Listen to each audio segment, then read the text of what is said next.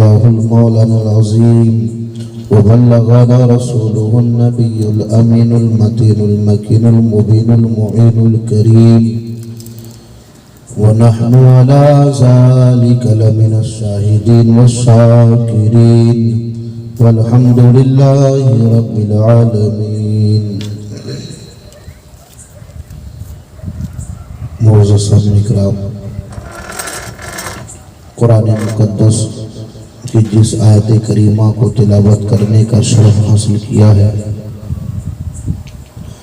اس پر کچھ گفتگو کرنے سے قبل آئیے سب سے پہلے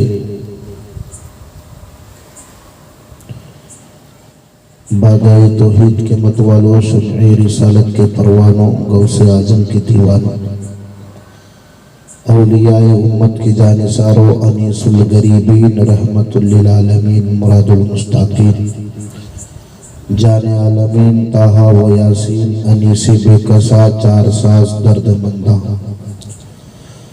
مالک ہفت آسمان، نازش دو جہاں، سرکاری و آن سیاح لامکہ، نور کی آنکھوں کے تارے، کشتی ملت کے خیونہارے، کونین میں سب سے انوکھے اور سب سے نرالے،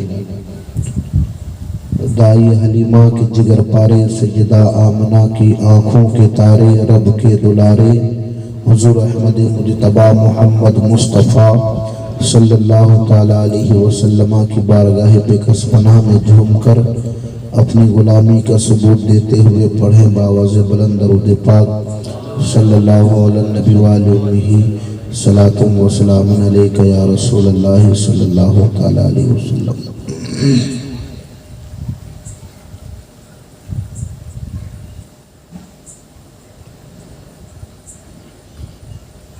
بیٹھتے اٹھتے مدد کے واسطے یا رسول اللہ کہا، پھر تجھ کو کیا؟ بیٹھتے اٹھتے مدد کے واسطے یا رسول اللہ کہا، پھر تجھ کو کیا؟ یعنی یہ بریلی کے امام سیدی سرکار اعلیٰ حضرت کا شعر ہے کہ جان چلی جائے، دولت چلی جائے، مال چلی جائے، ساری چیزیں اپنے آپ سے علیحدہ ہو جائے تو ہو جائے، لیکن عشق مصطفیٰ اپنے آپ سے علیحدہ نہ ہو پائے۔ سیدی سرکار اعلیٰ حضرت خود فرماتے ہیں کہ اگر کوئی مجھ سے پوچھے کہ تجھے رسول سے کتنا عشق ہے، سرکار علیہ السلام سے کتنا عشق ہے، نبی کونین صلی اللہ علیہ وسلم سے کتنا عشق ہے، کتنی محبت ہے، تو سرکار اعلیٰ حضرت خود فرماتے ہیں کہ اگر میرے دل کے دو ٹکڑے کر دو گے تو ایک پر اللہ کا اور دوسرے حصے پر رسول اللہ کا نام لکھا ملے گا۔ اس لیے آپ فرماتے ہیں، ڈال دی قلب میں عظمت مصطفیٰ، سیدی اعلیٰ حضرت پہ لاکھوں سلام۔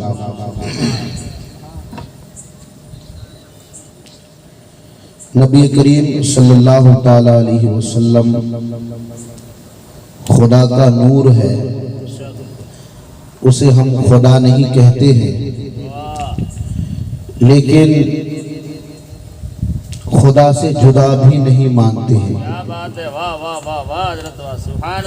اسی پر ایک شعر ہے اور نعت پاک کے کچھ اشعار بھی ہے جو زندگی اور موت کا فیصلہ بھی اس نعت پاک کے اشعار میں ہے، اور پڑھنے والوں نے، لکھنے والوں نے بڑی زندگی اور ذمہ داری کے ساتھ اسے پڑھا ہے اور سمجھا اور سمجھایا ہے۔ درود پاک پڑھیے ایک مرتبہ، صلی اللہ علیہ نبی وآلہ صلاۃ و سلام علیک یا رسول اللہ صلی اللہ علیہ وسلم۔ ہماری آواز ویسے اتنی کوئی خاص اچھی نہیں ہے،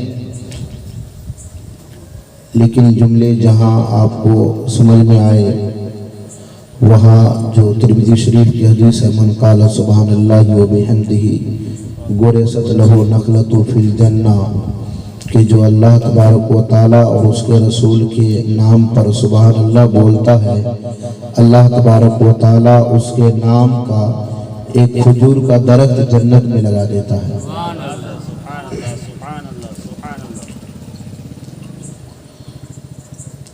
سماعت کرے۔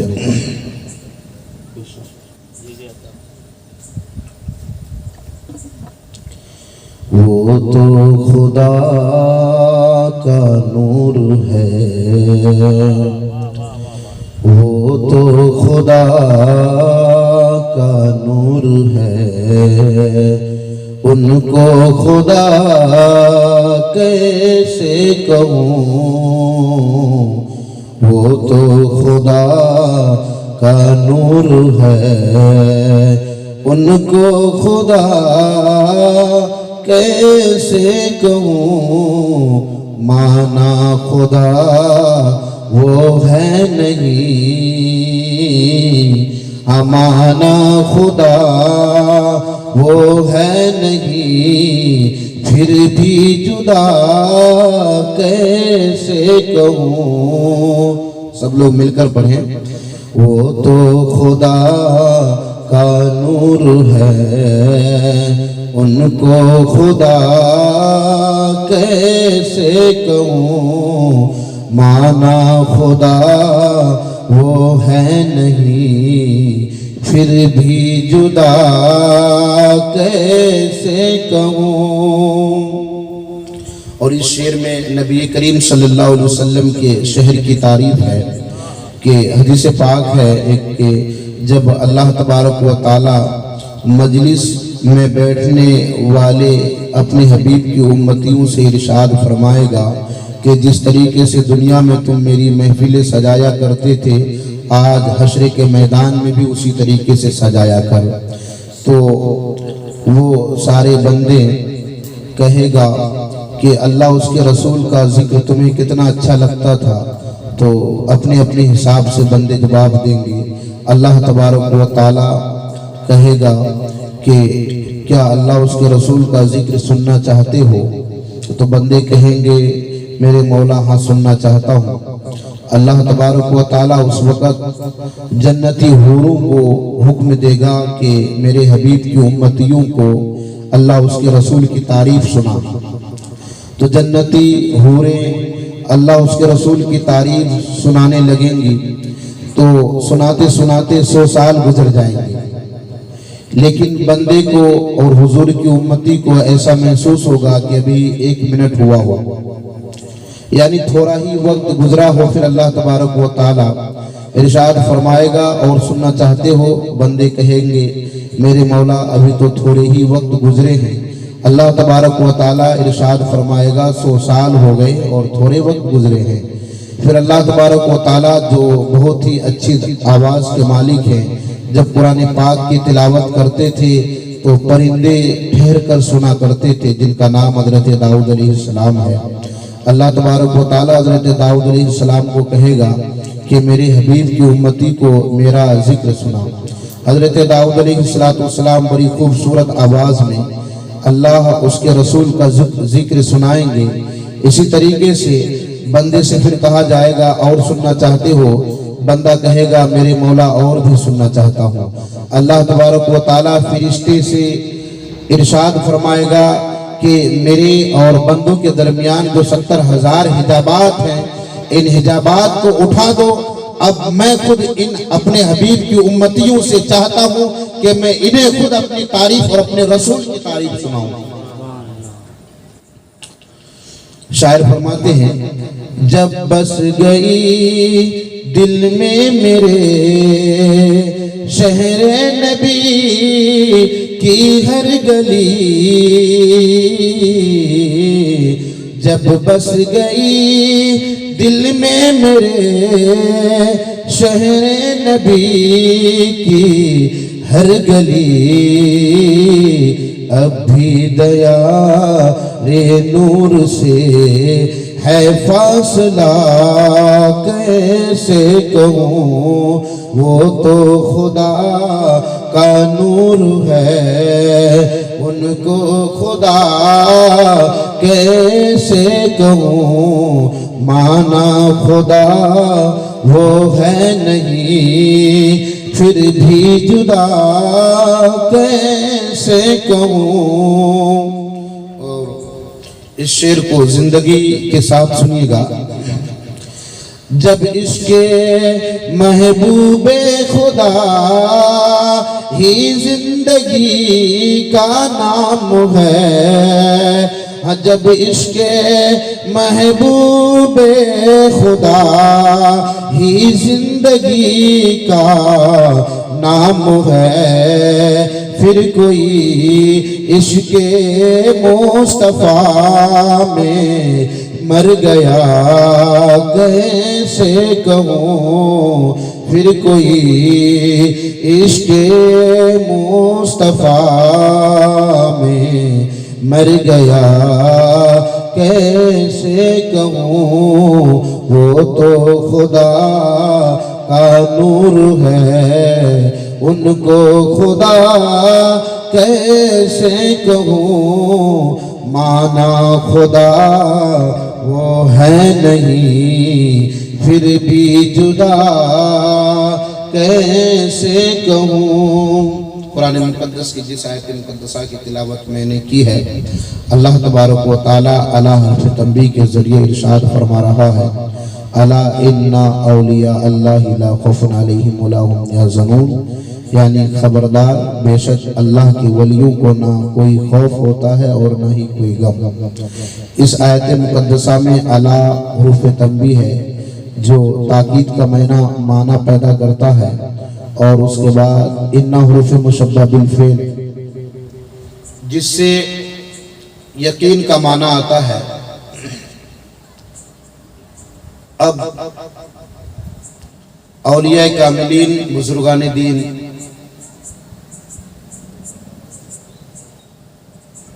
اپنے اپنے مزارات پر زیر زمین آرام فرما ہے. اللہ تبارک و تعالی انہیں اتنی طاقت عطا فرمایا ہے کہ یہ اپنے ماننے والوں کی پکار کو سنتے ہیں. ہم جس جماعت سے تعلق رکھتے ہیں اس جماعت کے امام سیدی سرکار اعلیٰ حضرت کا, اور انہوں نے یہ عقیدہ دیا ہے کہ اللہ کے نبیوں کی بات تو بہت دور کی ہے, اللہ کے برگزیدہ نیک بندے اور قانون شریعت اور بہاری شریعت نے اس چیز کو واضح کر دیا ہے کہ اللہ کے برگزیدہ اور نیک اور ولی وہ بھی بہت دور کی بات ہے. جو جمعرات اور جمعہ مر جاتے ہیں, جو جمعرات اور جمعہ کو وصال کر جاتے ہیں, وہ بھی قبروں میں زندہ رہتے ہیں. حافظ قرآن عالم دین شہیدوں کے تعلق سے کہ یہ لوگ تمامی اپنے اپنے قبروں میں زندہ ہیں. اب ہمیں اور آپ کو مانگنے کا ڈھنگ ہونا چاہیے, مانگنے کا سلیقہ ہونا چاہیے. میں آپ کو بتاؤں, سیدی سرکار اعلیٰ حضرت کے والد محترم مولانا نقی علی خان نے ایک رسالہ لکھا ہے جس رسالے کا نام ہے احسن الوعاء لآداب الدعا. اس رسالے میں یہ بتایا گیا ہے کہ دعا کیسے مانگنا چاہیے اور دعائیں کہاں کہاں قبول ہوتی ہے, دعائیں کس انداز میں مانگنا چاہیے. میرے نبی کریم صلی اللہ تعالیٰ علیہ وسلم کی بارگاہ میں صحابہ نے عرض کیا, یا رسول اللہ صلی اللہ علیہ وسلم علیکہ یا حبیب اللہ, اے اللہ کے نبی صلی اللہ علیہ وسلم. الکنز المدفون فی الفلک المشحون میں علامہ جلال الدین سیوطی نقل کرتے ہیں, صحابہ کرام نے عرض کیا, یا رسول اللہ ہم دعائیں کرتے ہیں, اللہ تبارک و تعالیٰ کی بارگاہ میں آپ ہمارے حق میں دعائیں کریں کہ ہم دعائیں ادھر کریں اور رب ادھر قبول فرما لیں. کہنے کا مطلب صحابہ نے کہا, یا رسول اللہ آپ ہمارے لیے دعا کریں کہ ہم مستجاب الدعوات بن جائیں, یعنی ادھر دعا کریں ادھر رب قبول کر لے. جس کی دعائیں رد نہیں ہوتی اسے مستجاب الدعوات کہا جاتا ہے۔ بندہ وہ مستجاب الدعوات ہوتا ہے جن کی دعائیں رب رد نہیں بلکہ قبول فرماتا ہے۔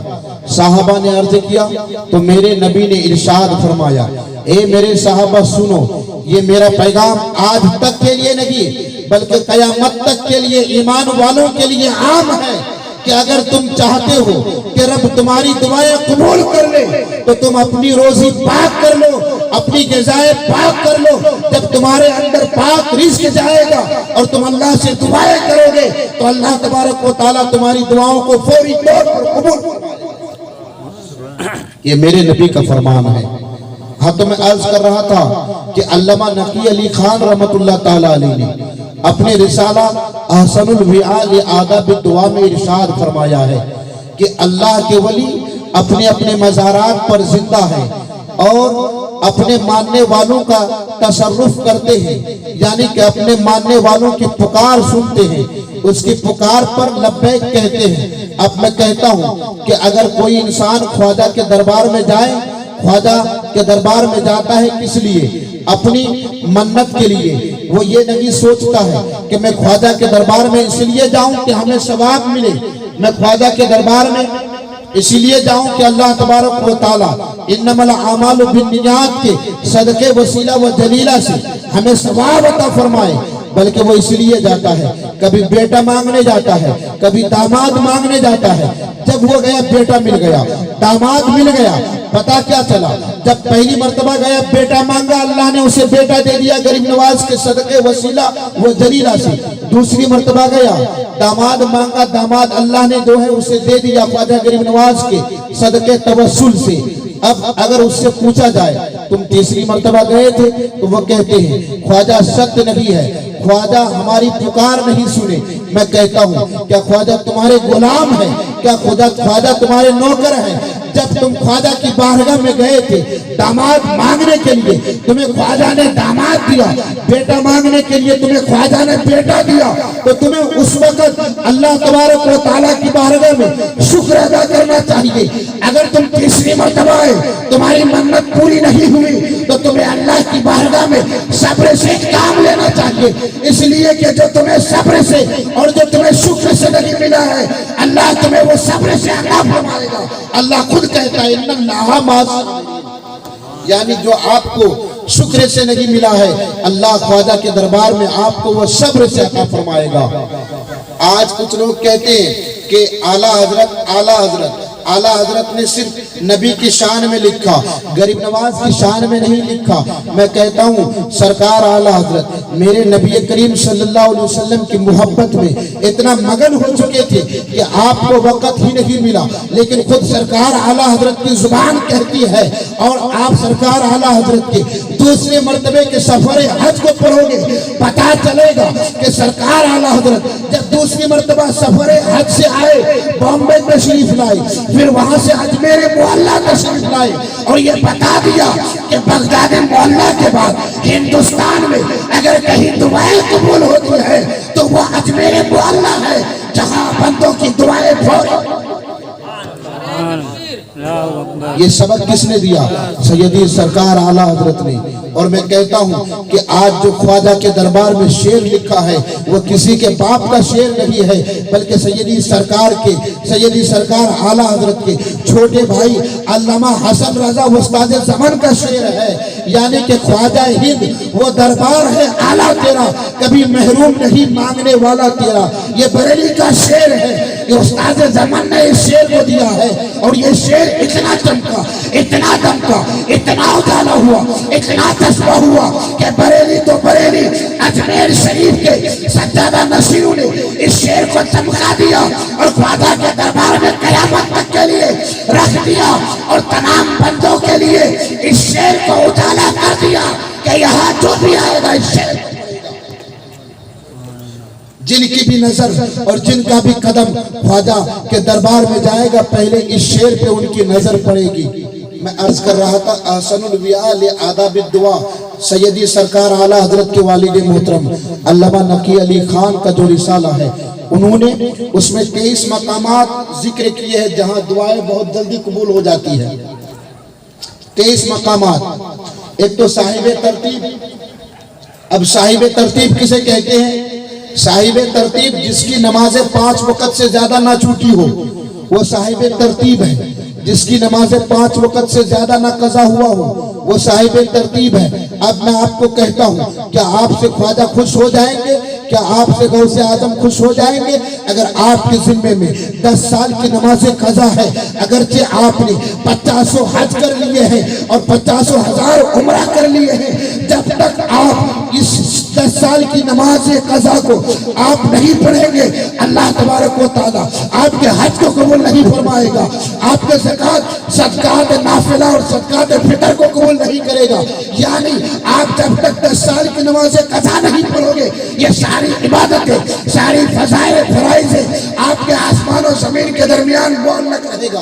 خود سیدی فاروق اعظم نے اس چیز کو، عمر فاروق اعظم نے کہا ہے کہ جب تک بندہ یعنی کہ نماز قضا ادا نہیں کر لے گا اللہ تبارک و تعالیٰ ان کے فرائض کو، ان کے زکوٰۃ، ان کے صدقات، ان کے صدقات نافلہ، ان کے صدقے فطر کو یہ آسمان اور زمین کے درمیان معلق رکھے گا. ہمیں اور آپ کو کیا چاہیے کہ 5 وقت کی نمازوں میں عصر سے قبل آپ جو ہے یہ سوچیں کہ ہمیں 10 وقت کی نمازیں قضا پڑھنی ہے. اگر آپ نے اس طریقے کا آپ اپنی زندگی کا حصہ بنا لیے تو یاد رکھو کہ ایک دن میں آپ 10 دن کی قضاء نماز پڑھ سکتے ہیں. لیکن آپ کا حوصلہ ہونا چاہیے، آپ کو یہ سوچنا چاہیے. آپ خواجہ کے دربار میں یہاں سے 1800 کلومیٹر چل کے جاتے ہیں، یہ اپنی جگہ فیکٹ ہے، میں منع نہیں کرتا آپ مت جاؤ، لیکن آپ نمازیں بھی پڑھو، آپ گانگر لٹاتے ہو، آپ نظر و نیاز کرتے ہو، آپ کھچڑا بناتے ہو. میں نہیں کہتا یہ چیزیں نہ کرو، میں آپ کو یہ بتانا چاہتا ہوں ماضی کے فقہا نے کہا ہے کہ وہی انسان کامیاب ہے جو نماز بھی پڑھے اور نیاز بھی کرے، نماز بھی پڑھے چادر بھی چڑھائے، یعنی نماز کے ساتھ ساتھ یہ سارے لوازمات کو کرے تب وہ کامیاب ہے.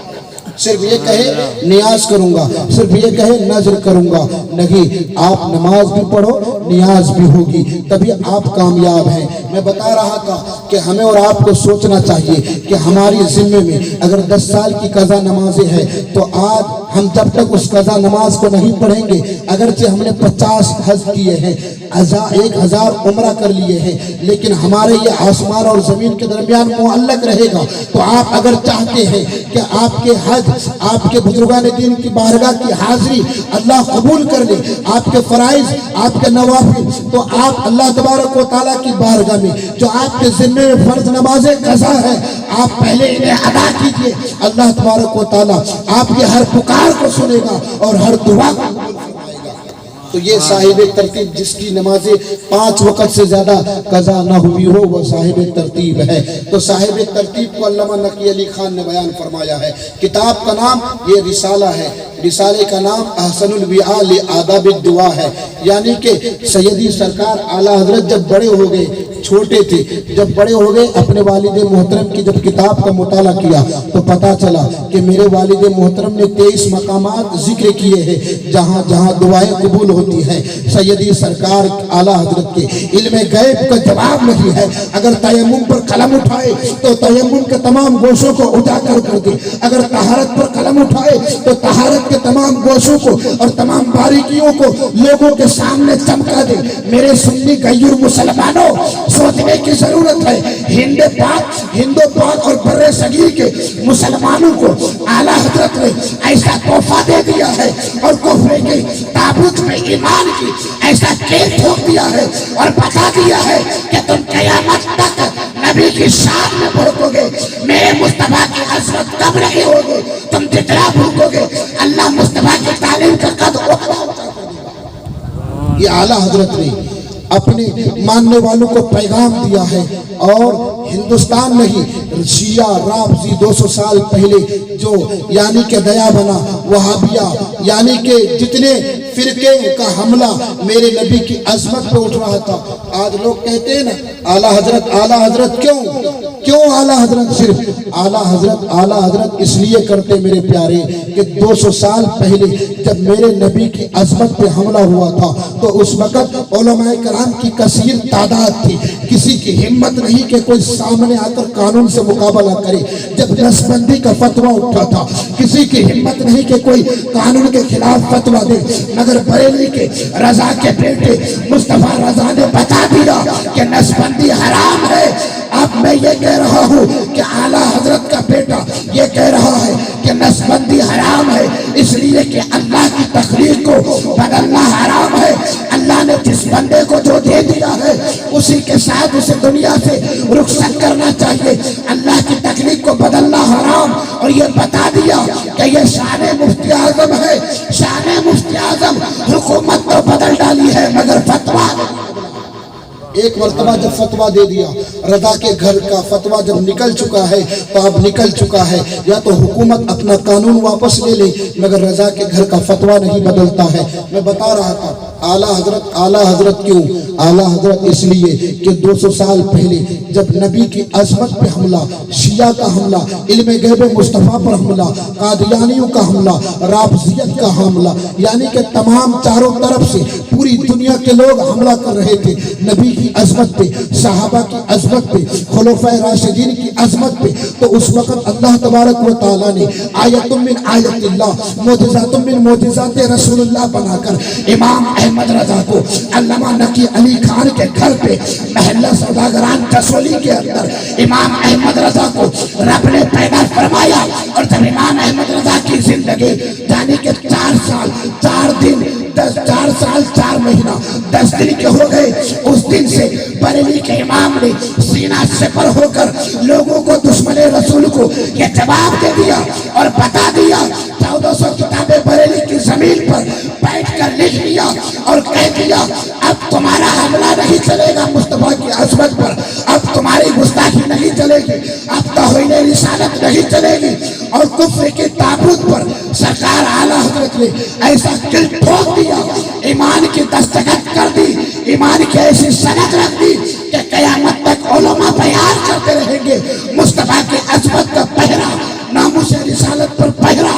تب بھی مصطفیٰ کی عظمت جو ہے، مصطفیٰ کی عظمت کو بیان کرتے کرتے اس کے باوجود دن اور رات ختم ہو جائیں گے، مصطفیٰ کی باتیں یہ کس نے دیا ہے؟ امام احمد رضا نے۔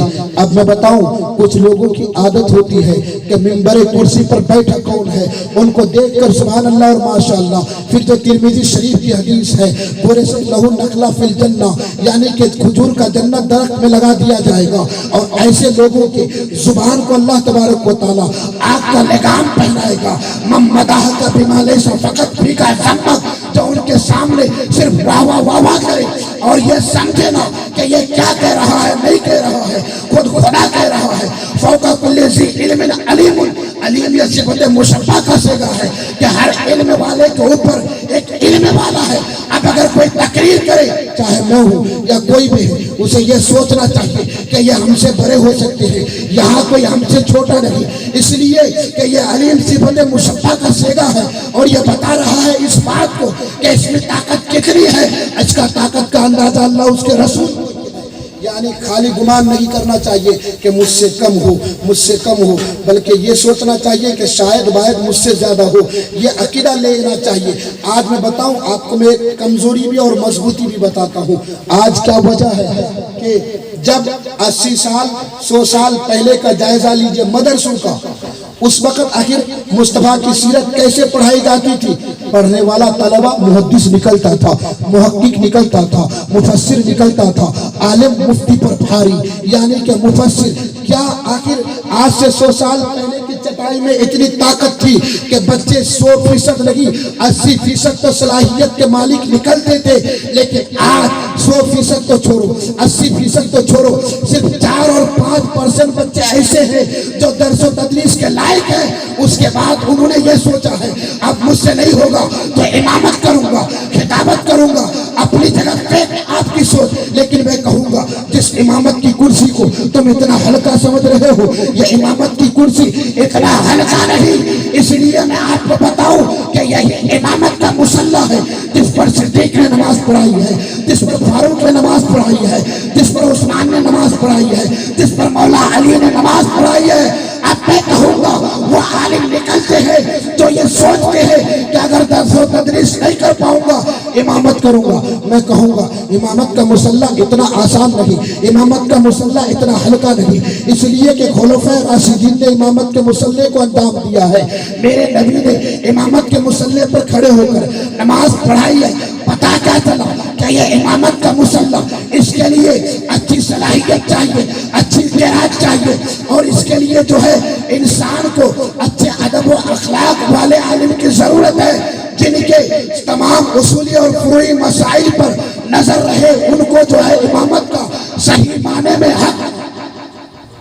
वरना अगर ये मुतमन्नी रहे, मेरे जुमले पर गौर कीजिएगा, जुमला जहन से निकल न जाए, अगर कोई मुतमन्नी है पढ़ा नहीं पाऊंगा इमामत करूंगा, अगर मुतमन्नी है कि पढ़ा नहीं पाऊंगा इमामत के और खिताबत के मुसल्ले पर खड़े होकर नमाज पढ़ाऊंगा, मैं कहता हूँ ये उनकी सोच है, ये उस नादान की सोच है। इसलिए उन्हें सोच ऐसी रखनी चाहिए कि उन्हें सोच ये हो कि मैं उस मुसल्ले इमामत पर खड़ा होऊंगा जिसमें सिद्दीक खड़े हुए थे, जिसमें फारूक खड़े हुए थे, जिसमें उस्मान खड़ा हुआ था, जिसमें मौला अली खड़े हुए थे। तो अब इमामत का मुसल्ला इतना हल्का है कि जिसमें नबी के तमाम सहाबा खड़े होकर नमाज पढ़ाए हैं।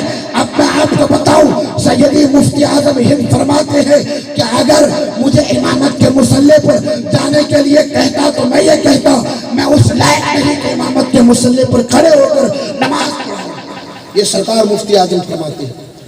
आप हमें और किसी भी आलिम को सिर्फ ये ख्याल नहीं रखना चाहिए या हमारे बच्चे जो मदरसे में जाए आलिम दीन बनने के लिए, तो हम उनको ये तालीम दें, बेटा जहन पे ये बात मत रखना, जहन पे इस चीज़ को लेके मत घूमना कि हमें मुसल्ले इमामत संभालनी है, इसलिए कि इमामत का मुसल्ला इतना हल्का नहीं है। हाँ, मैं कह रहा था, मैं ये भी नहीं कहता हूँ कि मैं या कोई सबसे बड़ा अगर कोई कहे कि मैं ये बता रहा था, आज क्या हो गया है, मुहद्दिस नहीं, मुफक्किर नहीं, मुहक्किक नहीं, मसाइल शरिया के तमाम बारीकी मसाइलों पर उनकी नजरें अमीक नहीं रहती है। वजह क्या है, आज लोग ये चाह रहे हैं यानी कि सिर्फ मेरी तारीफ हो, अपनी तारीफ हो। जब मेरी पे गया हुआ क्या, पूरी दुनिया, पूरी कायनात उसकी तमाम कमियों को और तमाम कमजोरों को लाकर उठाकर चौराहे पे रख दिया। फिर वो जो कहता था मैं, अब वो कुछ नहीं बन पाया। अब उसे सोचना ये चाहिए, हमें सोचना ये चाहिए कि हम कुछ नहीं है। अगर हम कमियों पर नजर रखेंगे अपनी, तो होगा ये कि सारे लोग हमारी तारीफ करेंगे और सारे लोग हमारी खूबियों पर नजर रखेंगे।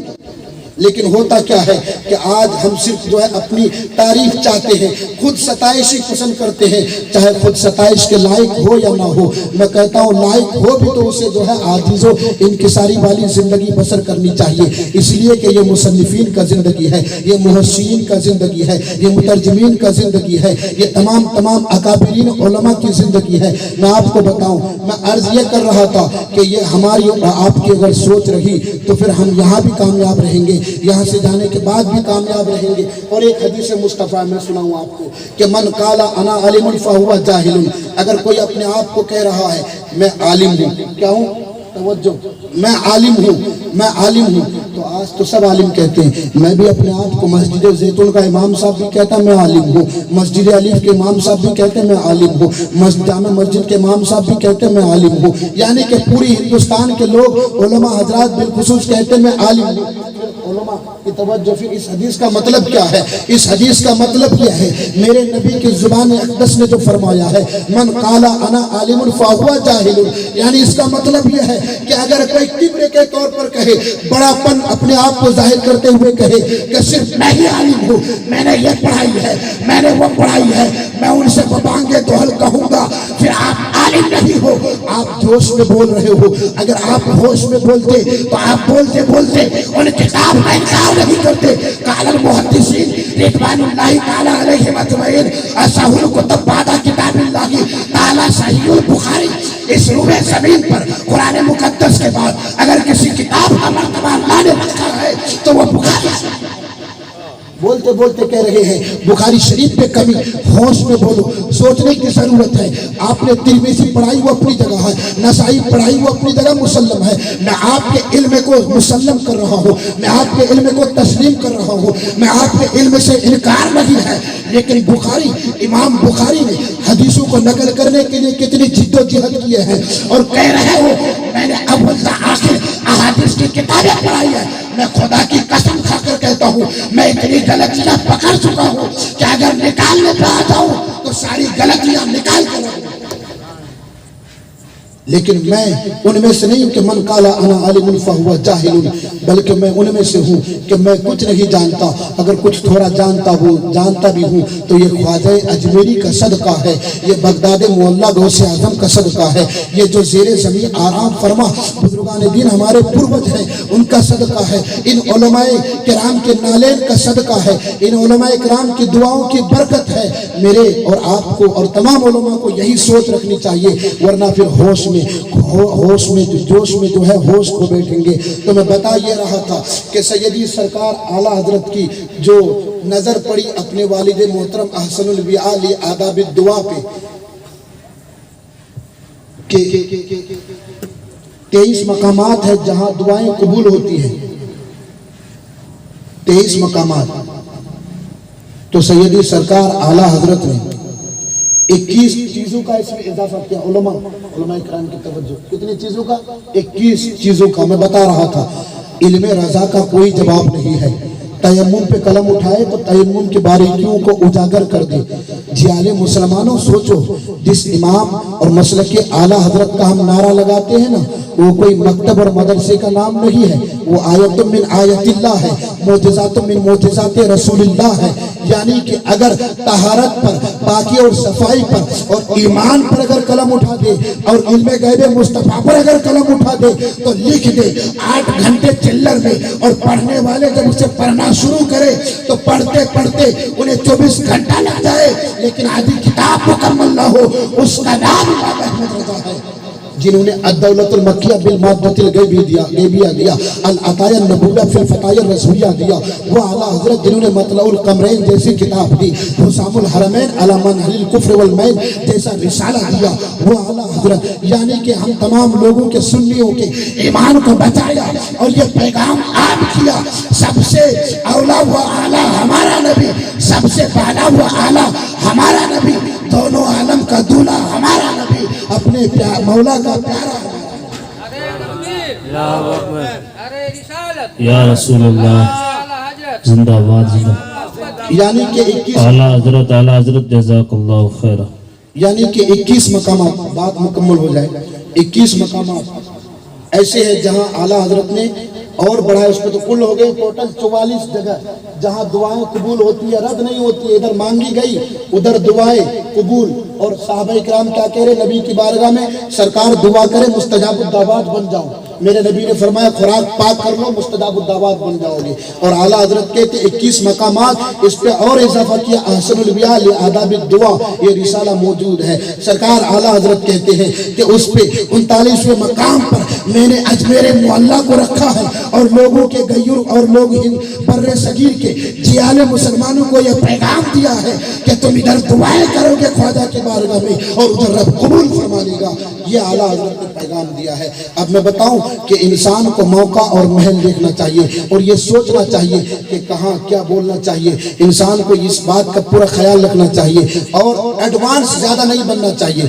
ایڈوانس زیادہ بننا ہمارے لیے سب کے لیے ہانیکارک ہے، یہ اچھی بات نہیں ہے، درست نہیں ہے، اس لیے کہ جو علماء کا مزاج ہے اسی پر رہنا چاہیے۔ اللہ تبارک و تعالی ہم تمام لوگوں کو علماء کرام اکابرین علماء کی زندگی پر عمل کی توفیق عطا فرمائے، اور ہم تمام لوگوں کو اس پر عمل کی توفیق عطا فرمائے۔ اللہ تبارک و تعالیٰ کی بارگاہ میں دعا ہے کہ اگر میری کچھ بولنے میں خطائیں ہو گئی تو اللہ اپنے حبیب کے صدقے میں معاف عطا فرما۔ وآخر دعوانا ان الحمدللہ رب العالمین۔ السلام علیکم۔ وعلیکم السلام۔